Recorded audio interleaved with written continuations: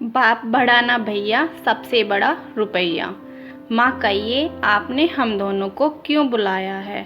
रानो दीदी का पता नहीं, पर मुझे बहुत काम था, मैं वो सब छोड़कर आई हूँ। आज तो मुझे अपने बेटे के स्कूल में भी जाना था, पर नहीं गई माँ, आपकी वजह से। सानो ने अपना पर्स सोफे पर रख लापरवाही से अपनी सैंडल उतारते हुए कहा। तो रानो चिढ़ते हुए बोली, क्यों सानो जी, आपको ऐसा क्यों लगता है कि सिर्फ आपके पास ही काम है। बिजी तो मैं भी बहुत थी, मुझे तो परिवार के संभालने के साथ ऑफिस भी जाना होता है। तुम्हारी तो सरकारी नौकरी है, आराम से छुट्टी ले लो, पर मैं तो नहीं ले सकती न छुट्टी। पर माँ ने बुलाया था और नहीं आती तो यही होता कि लो, बड़ी बेटी माँ की खोज खबर नहीं लेती, तो चली आई इनसे मिलने। कहिए माँ, क्या कहना है आपको। अरे क्या तुम लोग आते ही झगड़ने लगे। मुझे पता है तुम दोनों को बहुत काम है, पर अभी झगड़ा नहीं, खाना खाते हैं। मैंने तुम दोनों की पसंद का खाना बनाया है, चलो पहले कुछ खा लो, वहीं खाते खाते बात करते हैं। सुशीला जी ने अपनी दोनों शादीशुदा बेटियों से कहा तो दोनों हाथ धोकर टेबल पर आ गई।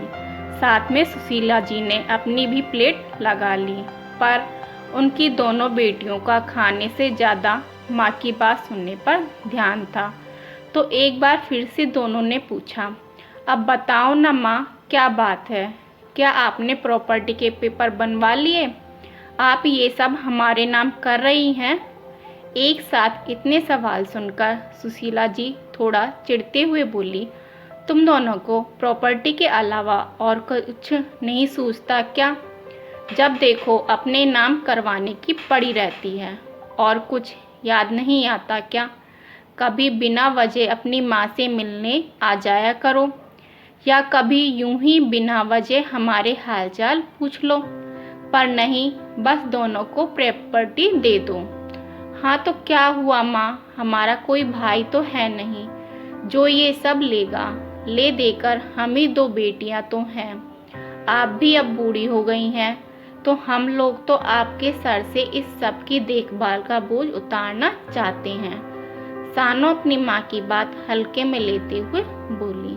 तो सुशीला जी ने मुस्कुराते हुए कहा, मेरा बोझ कम करने से पहले एक जिम्मेदारी संभाल लो, वही बहुत होगा मेरे लिए।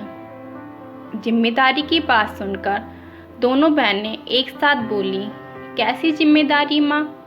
वो मेरी आँख में मोतियाबिंद आ गया है, तो मुझे उसका ऑपरेशन करवाना है। तो तुम दोनों सोच लो कि 10-15 दिन कौन मेरी देखभाल करेगा।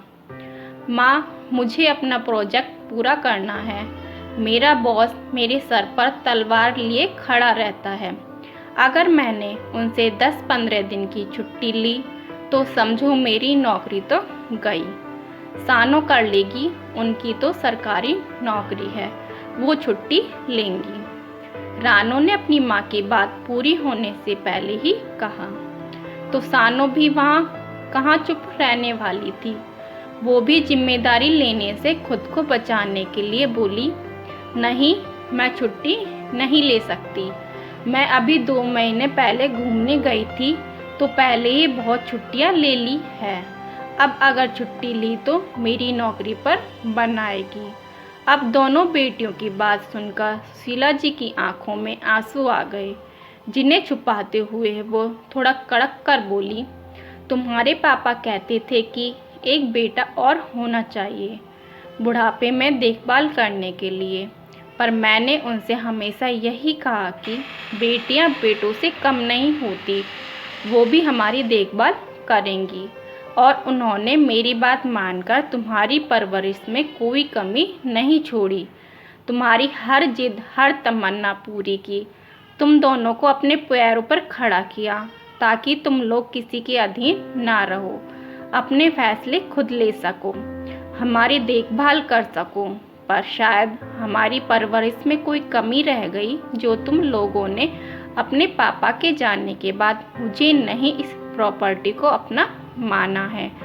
तुम लोग अभी जब मेरी 10-15 दिन देखभाल नहीं कर सकती तो भगवान ना करे अगर मैं बिल्कुल असत हो गई तो तुम लोग तो रुपया पैसा लेकर मुझे सड़क पर छोड़ दोगे। इसलिए आज मैंने एक फैसला लिया है, जब तक मैं जीवित रहूंगी हमारे घर की नौकरानी लक्ष्मी मेरी देखभाल करेगी।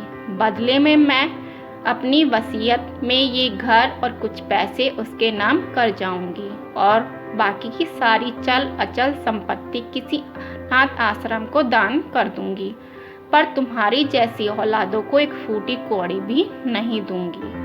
दुनिया में सभी लोग कहते हैं कि बेटियां बेटों से ज़्यादा सेवा करती हैं, कभी बेटी बनकर तो कभी बहू बनकर, पर मैं कहती हूँ कि अगर बच्चे कपूत हों तो कोई सेवा नहीं करता, ना बेटा ना बेटी। आज मुझे सिर्फ एक कहावत ही सही लग रही है, बाप बड़ा ना भैया सबसे बड़ा रुपया। और अब उन्हीं रुपयों के दम पर मैं अपनी सेवा करवाऊंगी, वो भी दूसरों से। चलो खाना खत्म हो गया तो निकलो इस घर से और लौटकर कभी मत आना। मैं अपने मरने से पहले अपनी अंतिम यात्रा की भी व्यवस्था करके मरूंगी, ताकि कोई तुम दोनों को बताए भी नहीं कि मैं इस दुनिया में नहीं रही। अपनी माँ की बातें सुनकर दोनों बेटियां हक्की बक्की सी मुंह खोले रह गईं। उन्हें तो अंदाजा भी नहीं था कि हमेशा माँ की सेवा न करने के लिए उनके बहाने आज उन्हें इतने भारी पड़ेंगे, पर अब वो कर ही क्या सकती थी। इसलिए दोनों चुपचाप हारी जुआरी सी अपनी माँ के घर से निकल गई। दोस्तों, हम हमेशा कहते हैं कि बेटों से बेटियां ज़्यादा अच्छी होती हैं, होती भी होंगी, पर अगर किसी को सेवा नहीं करनी, अपने माँ बाप की इज्जत नहीं करनी तो वो नहीं करेंगे, फिर चाहे वो बेटी हो बेटा। इसलिए बेटा बेटी के फेर में ना पड़े, दोनों को अच्छे संस्कार दें ताकि वो वक्त पड़ने पर आपकी चिंता करे, आपकी प्रॉपर्टी पर नज़र ना रखें। तो दोस्तों, अगर आपको हमारी ये कहानी पसंद आई तो लाइक शेयर एंड सब्सक्राइब करना ना भूलें। आपका कमेंट हमारे लिए ज़रूरी है।